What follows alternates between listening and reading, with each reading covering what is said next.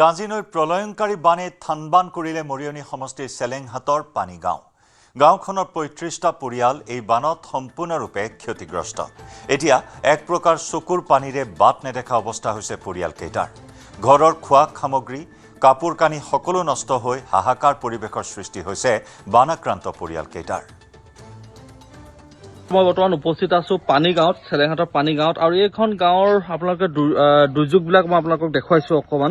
এয়া দৃশ্য চাওক, মানুহৰ ঘৰৰ প্ৰত্যেকৰ ঘৰে পানী গাঁৱৰ এইটো অৱস্থা।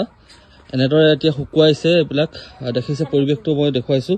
কেনেকুৱা ধৰণৰ পৰিৱেশ হৈছিলে আৰু ইয়াত চৰকাৰী সুবিধা বা সাহায্য কিবা আহিছে নে এতিয়ালৈকে? বৰ্তমান এতিয়ালৈকে একো নাই অহা। দল সংগঠনবিলাকে দিছে, কোন সংগঠনে সেইবোৰ চিনি নাপাওঁ, কিন্তু সেইবিলাকে দিছে। চৰকাৰী কোনো হেৰি অহা নাই এই বৰ্তমানলৈকে। কেনেকুৱা অৱস্থা সৃষ্টি হৈছে তোমালোকৰ? আমাৰ অৱস্থা হেৰিয়ে নাই। আমি 7 ঘৰ মানুহ আমাৰ ভঁৰালটোত আছো, 20 জন। আমাৰ একদম মানুহজনৰ ডিঙিৰ ওচৰ পাইছেগে পানী গৈ। একো নাই, চব লৈ গ'ল। গাঁওখনৰ গোটেই মানুহবোৰ একে অৱস্থা, চবৰে কাৰো একো নাই। তোমালোক কেনেকে ৰক্ষা পৰিলা? আমি অহা মাত্ৰকে ভঁৰাললৈ উঠি দিলো, তাৰপিছত ওচৰবোৰ দৌৰ মাৰি আহি উঠিলেহি আৰু সেই সময়ত তেনেকেই হেৰি হ'ল। তাৰপিছত মানুহজনে কলগছ কাটি ভূ বনাই ল'লে আৰু 2 একক তেনেকে আনিলে। নিশ্চয়কৈ সঁচাকৈ গাড়ী 4খনকে হেৰি হ'ল, ডুবিলে, গোটেই ডুবি গ'ল। জানো কিয় ভাল কৰিব পাৰে নে নোৱাৰে। মাত্ৰ কাগজ পত্ৰকেইটাই মই বচাব পাৰিলো, বাকী একো নোৱাৰিলো। দুখ লাগিছে এতিয়া। খুব এক দুখ লগা পৰিৱেশ। চাওক কেনেদৰে এতিয়া কাপোৰ উলিয়াইছে, এইবিলাক শুকুৱাইছে, এইবিলাক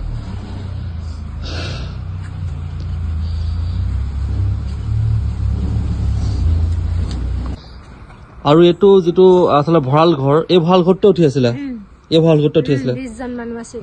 এই ভঁৰাল ঘৰটোৱে চাওক, এই ভঁৰাল ঘৰটোৱে তেওঁলোকৰ জীৱন ৰক্ষা কৰিলে। যিহেতু দেখিছে কিমানলৈকে পানী উঠিছিলে, একদম এডিঙিলৈকে পানী, আৰু এই ভঁৰাল ঘৰটোৰ কাৰণেই তেওঁলোকৰ জীৱন ৰক্ষা পৰিলে।